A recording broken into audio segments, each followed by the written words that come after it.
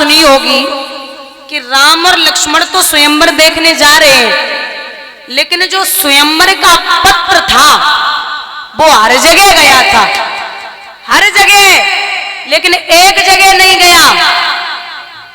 कहां? राजा दशरथ के यहां अवधपुरी में राजा जनक ने चिट्ठी नहीं भेजी थी। कारण तो बुजुर्गों, कारण ये था, एक हमारे संत कहते हैं कि एक समय की बात है माताओं, राजा जनक जो है ये बहुत विद्वान है, बहुत सत्संगी है, वेद है कहते हैं।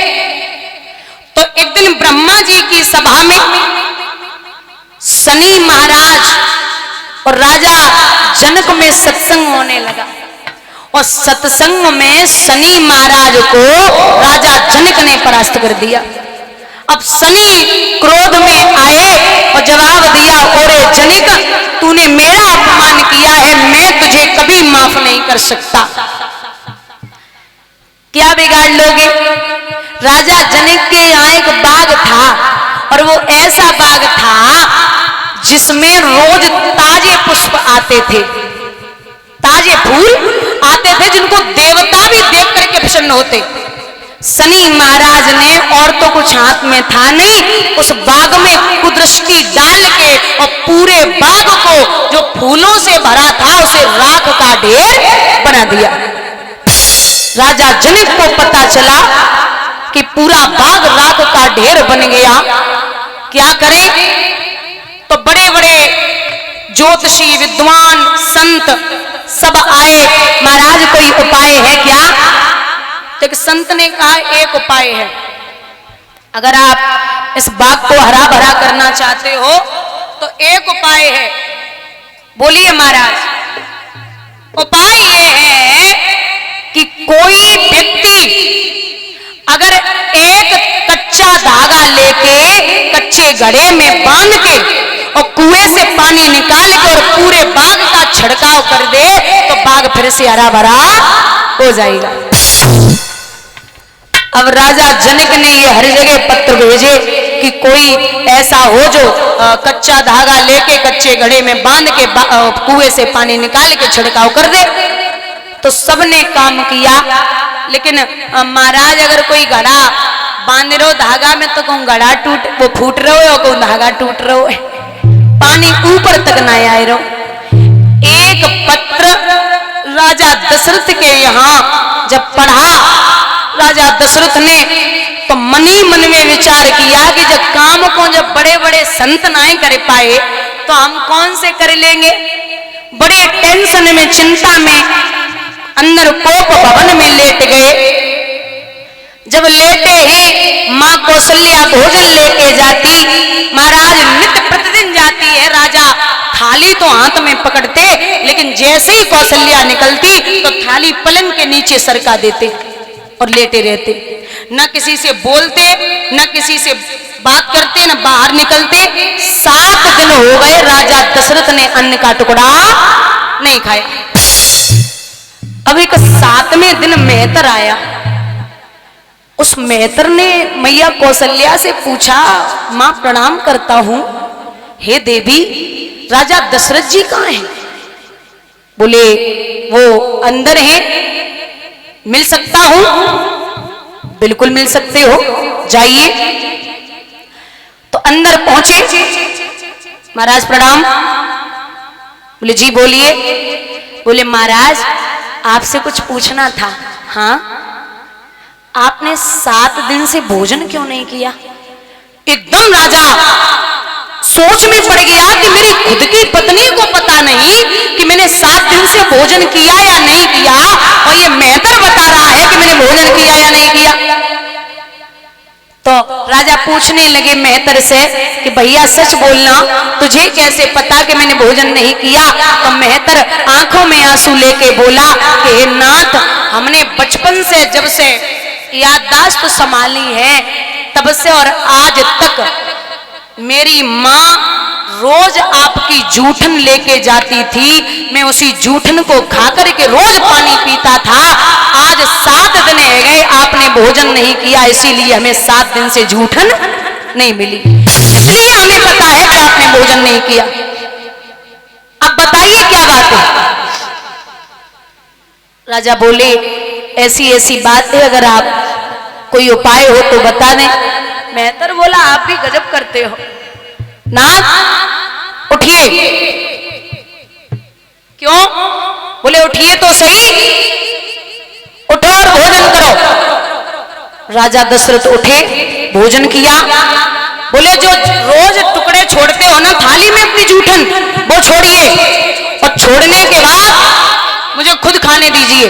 राजा ने जूठन छोड़ी, मेहतर ने वो जूठन खाई, ऊपर से पानी पिया और जवाब दिया आप यहीं रहिए, मैं जाता हूं। मेहतर ने वस्त्र आभूषण पहने और वहां से निकला, कच्चा धागा लिया, कच्चे घड़े में बांधा और महाराज ये बात कही है कि मैंने राजा दशरथ की जूठन के अलावा अगर जीवन में कभी भी किसी का अन्न खाया हो तो ये घड़ा फूट जाएगा, और जीवन में राजा की जूठन के अलावा किसी के घर का पानी भी न पिया हो तो ये घड़ा भर के ऊपर आएगा। भैया जब इतना कहा, पानी भरा, ऊपर आया, लगातार मेहतर ने 10 घड़े भरे, पूरे बाग में छिड़काव किया और छिड़काव करने के बाद में पूरा बाग हरा भरा हो गया।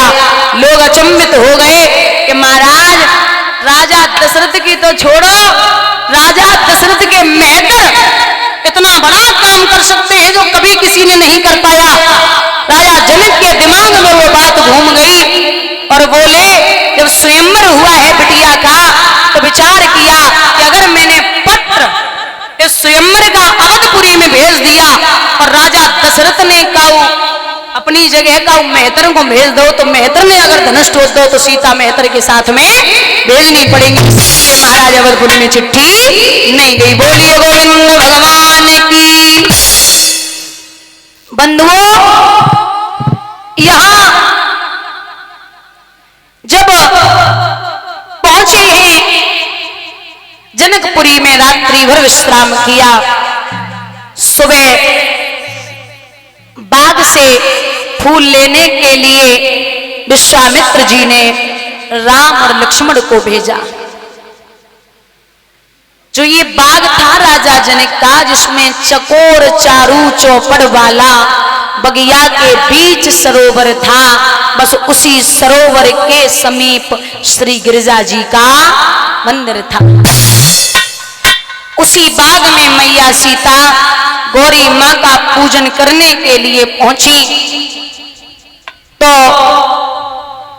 राम जी जब बाग में प्रवेश करते, माली ने देखा, बोले ठहरिए। राम जी बोले कौन है भाई? बोले मैं यहाँ का माली हूं और ये मां जानकी का बाग है। इस बाग में आप बिना जानकी मैया की जय बोले प्रवेश नहीं कर सकते। राम जी बोले मैं और जानकी की जय बोलूंगा, मैं सूर्यवंशी हूं। बोले तो प्रवेश भी नहीं करोगे। बोले कारण क्या है? कारण ये कि जब पत्थर की औरत बन गई तो फूल की औरत बनने में टाइम नहीं लगे। कितना कोमल है, अरे पत्थर की आप औरत बना देते। महाराज पहले जय बोलिए। लक्ष्मण बोले मैं बोलता हूं। तो लखन ने जवाब बोलिए जानकी मैया की।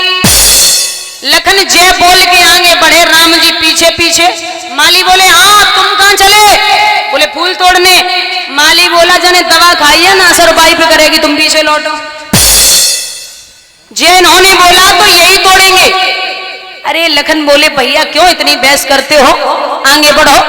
जानकी मां की जय बोली, फूल तोड़े। वहां मैया सीता पहुंची हैं। तो राम ने सीता को देखा, सीता ने राम को देखा, पड़ गए प्रेम की डोरी में। चित चोर आप चित चोर हुए, सिय रूप अलंकिक रूप बना, राघव के नैन चकोर हुए। सीता ने ये मन में प्रण किया कि अगर मैं गौरी मां का पूजन करूंगी तो एक ही चीज मांगूंगी, पति बने तो राम, वरना जीवन पर्यंत तक कुंवारी ही बनी रहो। इतना कहकर के मां आगे बढ़ी और मां गौरी से बोली है सीता के हे मैया कि नगरी हो अयोध्यासी नगरी और रघुकुल